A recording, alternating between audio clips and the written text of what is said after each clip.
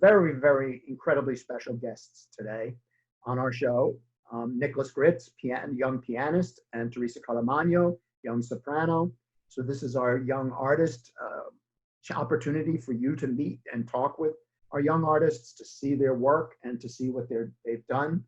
But before we do that, I would like to, let me get this set up a little bit, because sometimes I mess it up when I try to share my screen.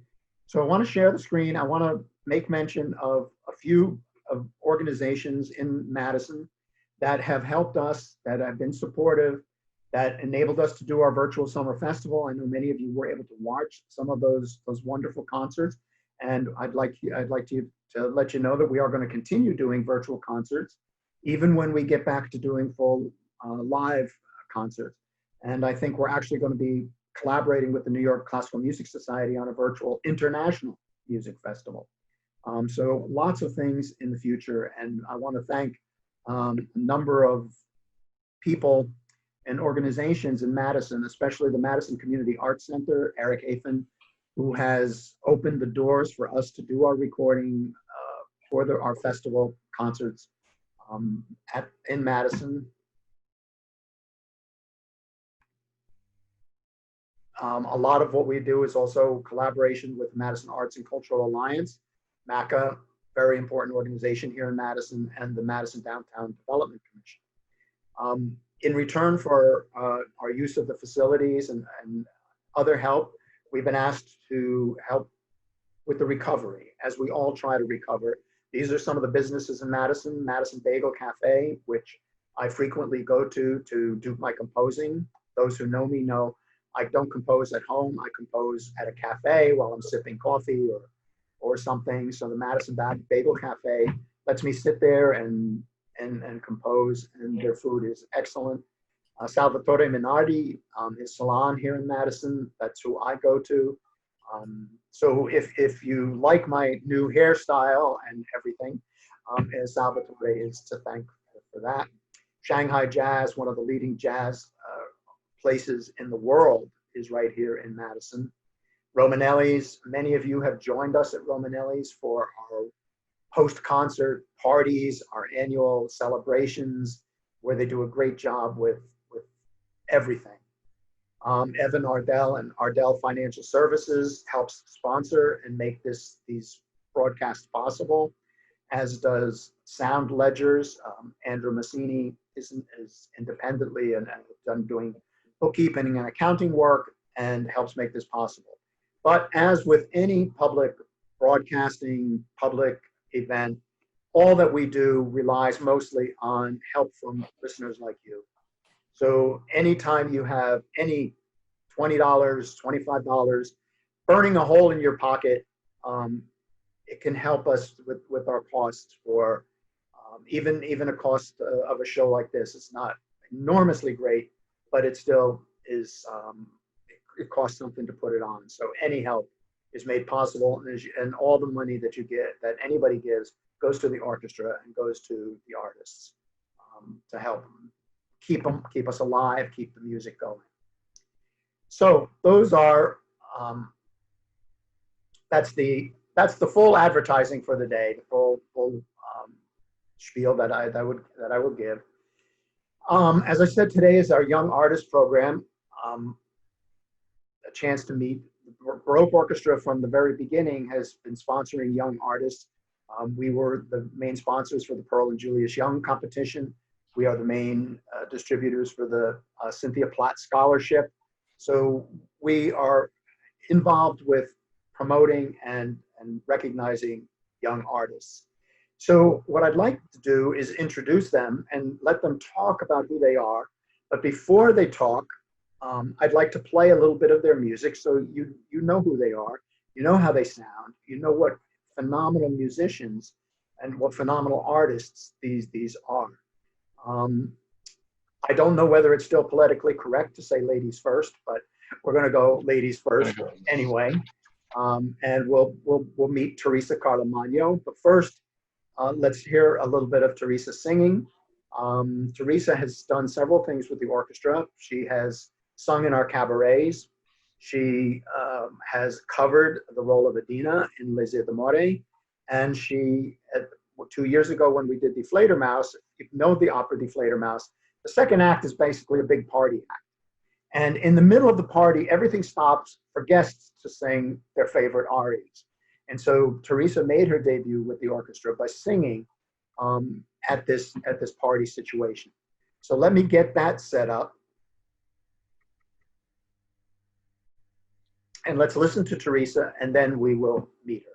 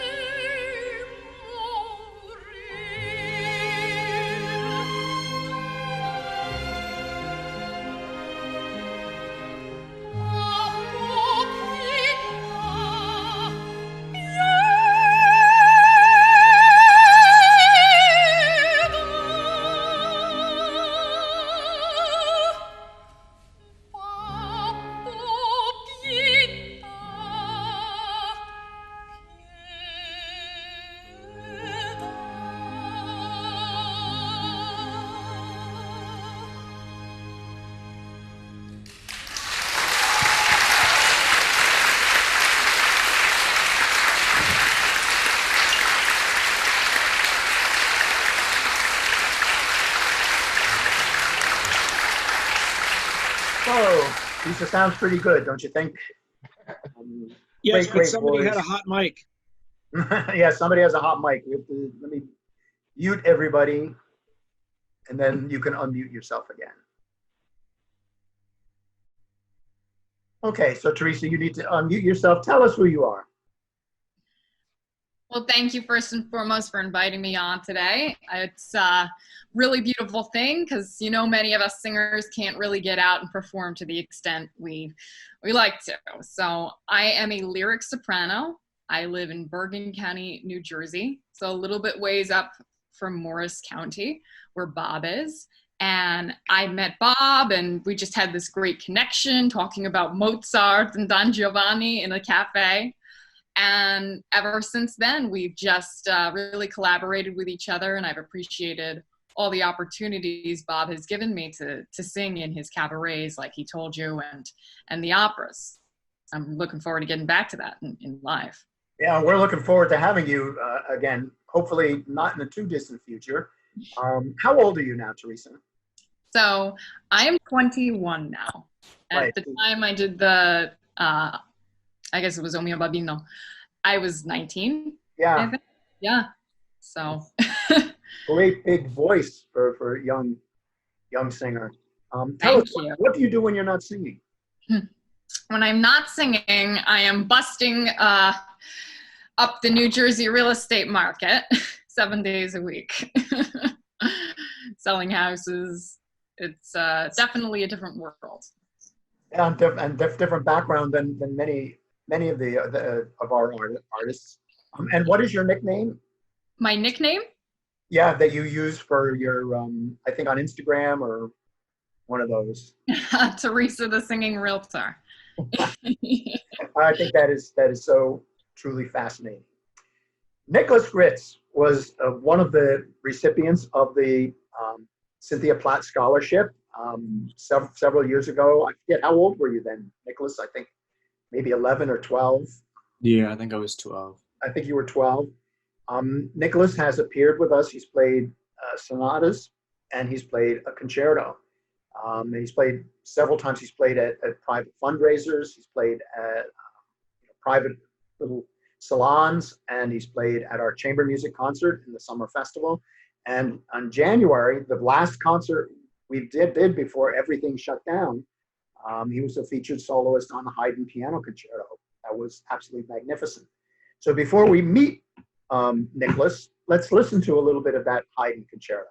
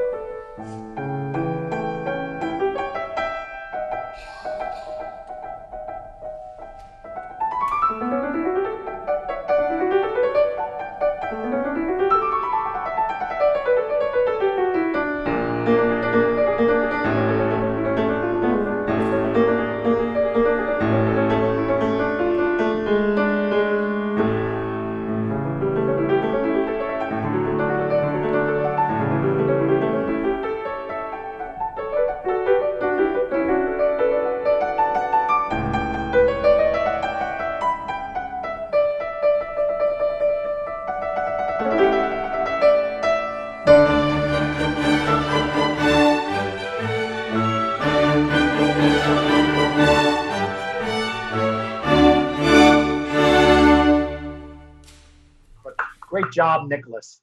So, Nicholas, unmute yourself and tell us a little bit about who you are. Yeah. First, I'd like to say thank you very much for inviting me here, and thank you for giving me the opportunity to play with the orchestra. It was a life-changing experience.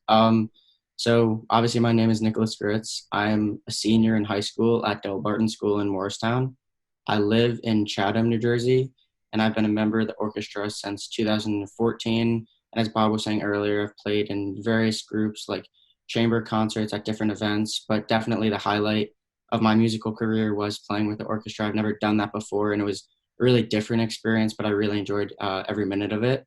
In regards to what else I do, although music kind of dominates my life, I do also play tennis and debate, and I'm also involved in the jazz band at my school. I kind of like playing classical and jazz, like different avenues, kind of exploring that. And studying wise, I've been with Paul Ziegler since I was about 5 years old when I started. So I've been playing piano for a while. Great. I have a question for you, Nicholas. One thing that I've always meant to ask soloists on who play, especially the classical era concertos, the concertos of Haydn and Mozart and Beethoven. That introduction for the orchestra is almost 2 minutes long. And all that you do as the pianist is you have to sit there and listen to the orchestra for 2 minutes before you come in and play. What kind of thing goes through your head and in your mind? I mean, what do you think about anything? Do you just listen? What is it like to just sit there for 2 minutes and then start playing all of a sudden? At first, it was kind of difficult because obviously we had 3 practices before we played with the actual performance. But the first practice when that happened, I was just kind of sitting there and I was very, very nervous because I never played with an orchestra before. But like by the time I got into the performance and after playing with them and the orchestra being super welcoming, I kind of was just thinking like how beautiful it was because I mean the piece is like really beautiful and awesome to listen to. So I was just really like taken aback by how beautiful it was and kind of the atmosphere there because there were like a good amount of people there and it was just awesome being in that venue and playing with everyone. So I wasn't as too nervous then, but I was just going through my head how like amazing the opportunity was at that point. Terrific. All right, thank you. Teresa, last summer you got to cover the role of Adina. And I'm going to play a little bit of an excerpt from your performance, which we got to do up in Wayne. And then I'd like to ask you, what is it like to prepare a role? What is it like to cover a role?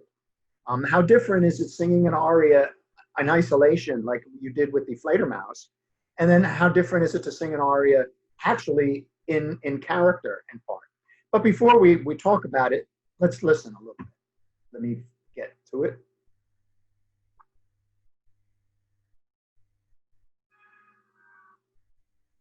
And the aria, for those who don't know, it's the Elixir of Love. The Elixir of Love is an opera by Gaetano Donizetti. We did it. The performance was done in English, and the character is Adina. Adina is supposed to be young, and that's Teresa, and beautiful, and everybody adores Teresa. She's educated, she's smart, and she reads to the villagers because she's the only one that's really able to read. And she's reading the story of Tristan and Isolde about the magic potion, which is what triggers the whole opera because Nemorino believes that there is a potion, which is the magic elixir of love. So let's listen to Teresa sing a little bit of Adina.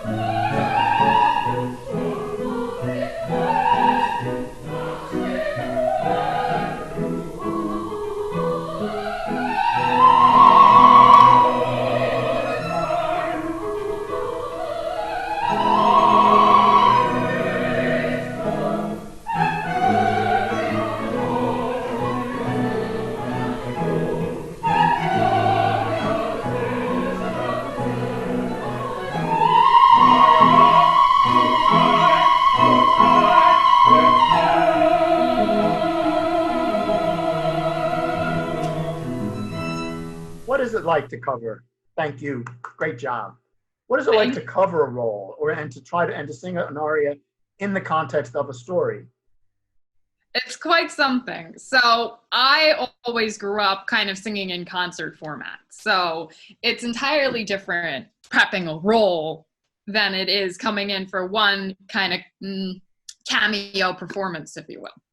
So to just come in and do the O Mio in the middle of De la Ciudad d'Amor was great. It was fun. It was a tried and true aria I had practiced over and over. Much easier than prepping a role. A role really you have to delve into. You have to make sure that you have all the right rhythms. You have to definitely listen to it over and over and over again. And actually, one of the gentlemen that was sitting in the choir, he would drive me down to Morristown because he's up in Bergen County, and we would listen to the score together, and we would have the windows open and just singing the role, each of our respective parts. So prepping a role is a lot more, I think, collaborative than it is just coming in to do one performance of an aria, if that makes sense. Yeah. It was great. Thank you very much. Nicholas, back to you. You have performed with us, as I said, in chamber music concerts as well as with the orchestra. And in the chamber music concerts, you've played some sonatas. I think Beethoven Sonata was the first thing you played at one of Paul Ziegler's salons. And I have a couple of years, 2 years ago, or no, maybe 3 years ago now, 2017, I think, you did I think it was a Mozart sonata at our chamber music concert. So I'd like to ask you what the difference is playing a solo work versus playing a work within the context of the orchestra. So while you think about it, let me play a little bit of that sonata performance.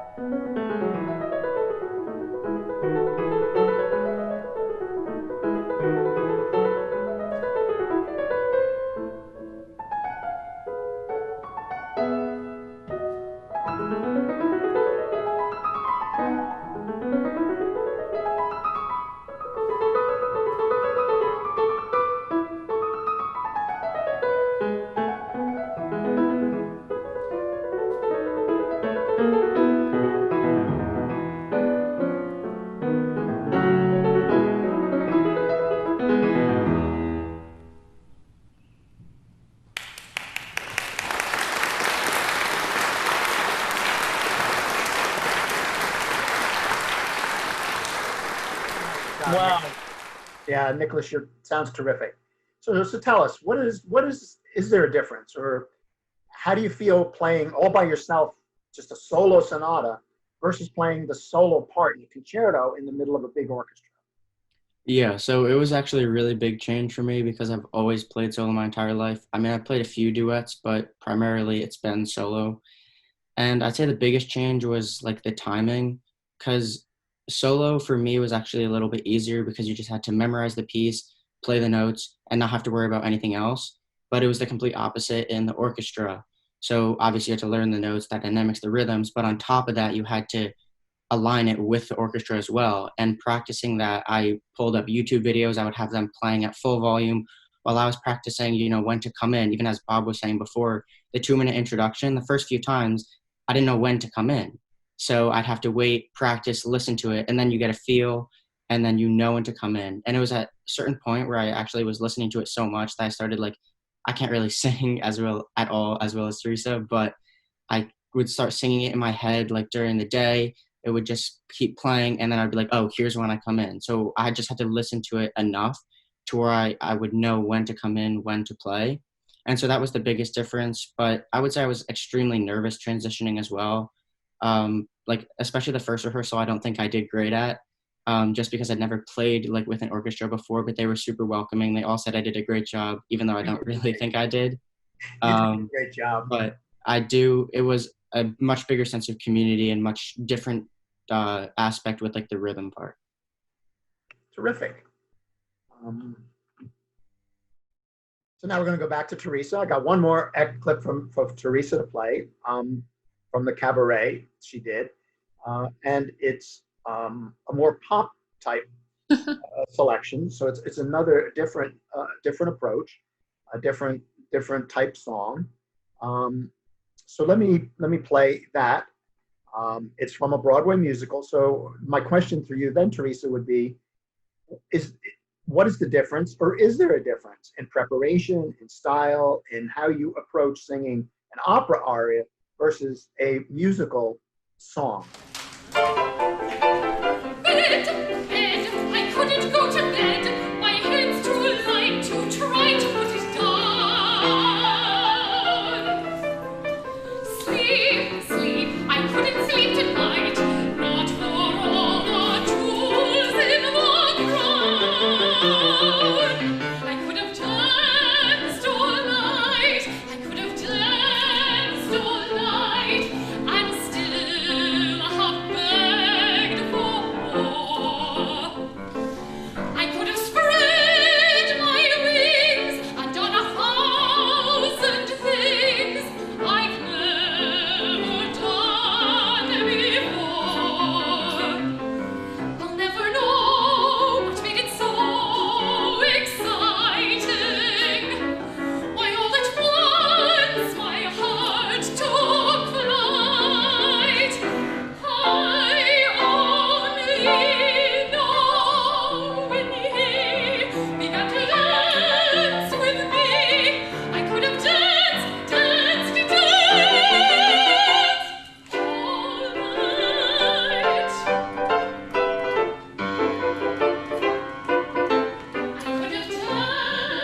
all night. I could have danced all night, and still have begged for more. I could have spread my wings and done 1,000 things I've never done before. I'll never know what made it so exciting. Why all at once my heart took flight. I only know when he began to dance with me, I could have danced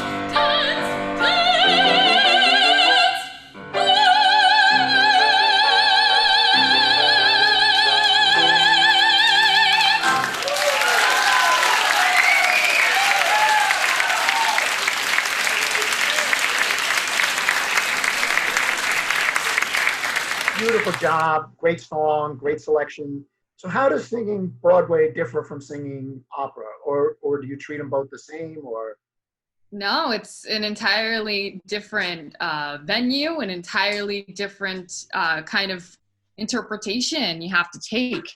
When I'm singing opera, it's much more that I'm almost in my own head or interacting with the characters on the stage. You have to think of how an opera is presented. The audience is in the black watching you, and you're immersed in the scene. With Broadway or a cabaret style, you actually have to be immersed in the audience, meaning in that song, I'm making eye contact with the people. I'm getting their emotions going. I'm seeing the lady that's kind of off in space and I'm bringing her in. And I'm like, hey, here's this music. Please interact with me. And honestly, I love that cabaret style because you get people really involved and they feel like they're in the music. They feel like they're a big part of it, much more so than I think opera, because you're more of like a standby person, more of a spectator, if that kind of sheds light to it. Terrific. Well, thank you so much. Thank you. I'm going to open it up. I have one more question for Nicholas, one more for Teresa. Okay. I'm going to open it up to everybody else first. After I ask my questions, then everybody else can ask questions. But I do want to play one more excerpt. I have 3 excerpts for Teresa and 3 for Nicholas. We're going to go back to that Haydn concerto, and I'm going to play the finale, the last movement, which I think, Nicholas, you grasped. I remember sitting with you, working with you and Paul on capturing some of the essence of some of those syncopated rhythms. Haydn, we don't associate Haydn with the gypsy music and Hungarian music. We usually associate more with Brahms, but yet, obviously, in this third movement, Haydn brings some of that kind of more Eastern European rhythm and sound to it, and you captured that absolutely perfectly, I thought. So, and it made it great. So before I ask my final 2 questions for each of you, let's listen to the last movement of the Haydn concerto. And unfortunately, I don't have time to play the second movement, which is, I think, one of the most beautiful movements that Haydn ever wrote. It's just so absolutely stunning. Well, maybe I'll play a little bit of the second movement just to suck how beautiful it was, and then we'll listen to the third movement.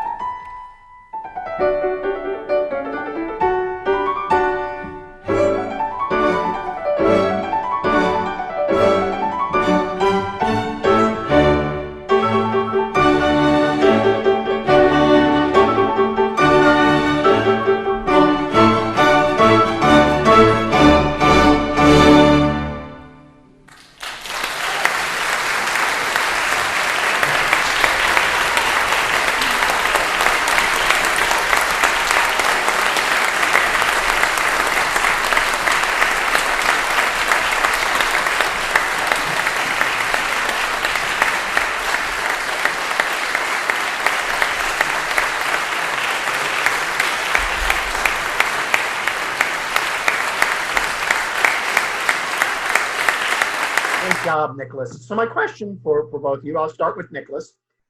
It's basically the same question.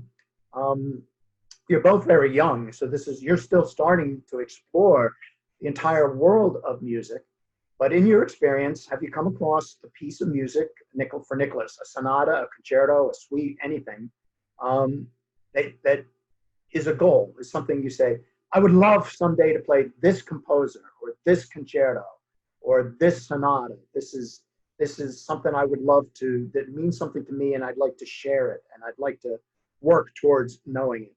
And Teresa, the same for you. Is there a favorite composer? Is there a role that you sit there and you say, someday I'm going to sing this role, I'm going to sing this composer, or I'm going to do this music? So start with Nicholas. Is there anything that comes to mind? So I would say there's probably two regarding solo and concerto. The first one I've played and I've learned, but it was my favorite piece to ever play, and I hope to really like perform it on a bigger stage, is called the Griffiths Fountain of Aqua Paola. And it was kind of a very unknown piece, and it's just very like emotional.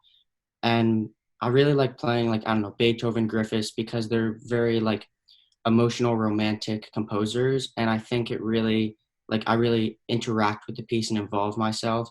And I really love the emotional aspect of playing, kind of getting yourself involved, as opposed to just sitting there like a robot and just playing the notes, kind of getting involved and feeling the emotion of the piece.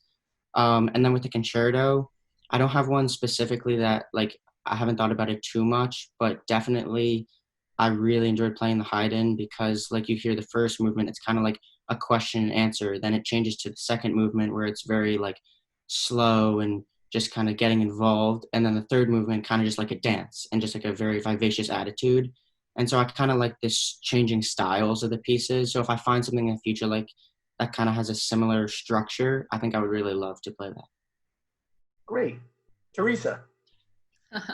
So similarly to Nicholas, I have two. One is a composer and one is a role. This role has always spoken to me, is Micaela from Carmen, Bizet's Carmen. And I was like 13 when I learned this aria, Je dis que rien ne m'épouvante. And I really shouldn't have been singing it at that point because my voice wasn't developed to the extent, but I revisited it during quarantine, actually. I met very privately with somebody that was able to play it, and I revisited and I said, this fits so beautifully.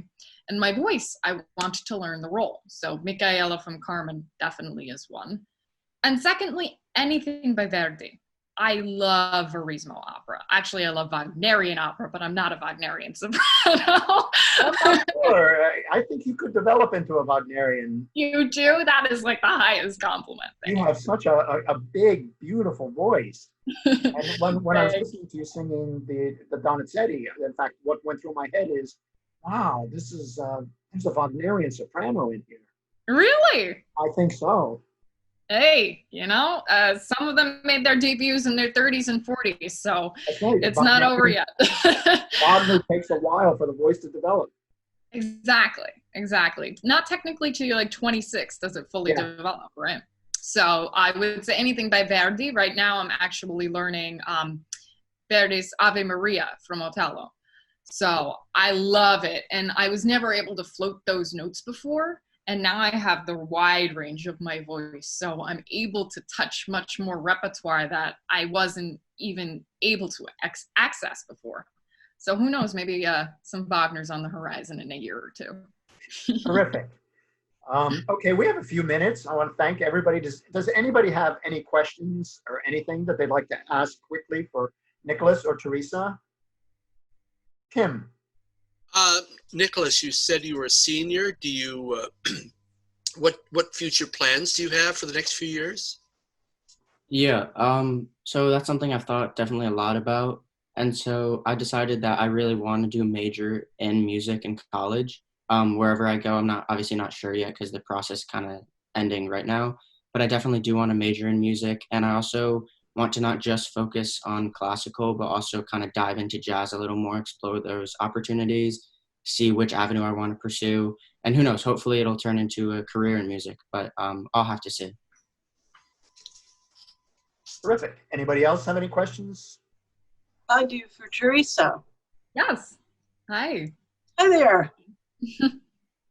I know Joanne Bates is the president of the Baroque Orchestra of New Jersey. So hi everybody. Teresa, I know that you had the amazing opportunity to sing the Star Spangled Banner at the opening of a New York Mets game. Yes. Tell us about what that felt like.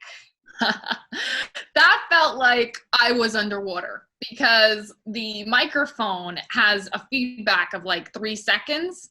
So I went, God bless all, and it's on God still. And I'm hearing myself singing 3 seconds behind.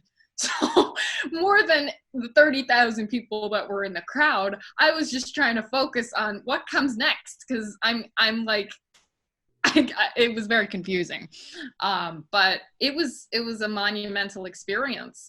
Who can say that they've sung in that kind of a stadium, that kind of arena? I was just kind of immersed in the moment, and I didn't really think of my surroundings. I have this thing, as strange as it might sound, musicians are a little bit out of the box, where I had to gear myself up to say I've already done this, and I got into a future state of I've already sung in front of these people. Now it's just honoring the commitment I've made. And it went flawlessly, I think. So yeah, it was an incredible experience. Yeah, I loved it. I watched your clip. It was great. Thank you.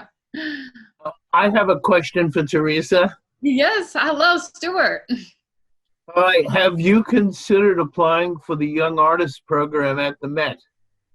Thank you. Well, that's a big, big compliment. As a matter of fact, I was going to do the Met Council auditions. I had my 5 arias and everything all prepared, and then COVID kind of shut everything down.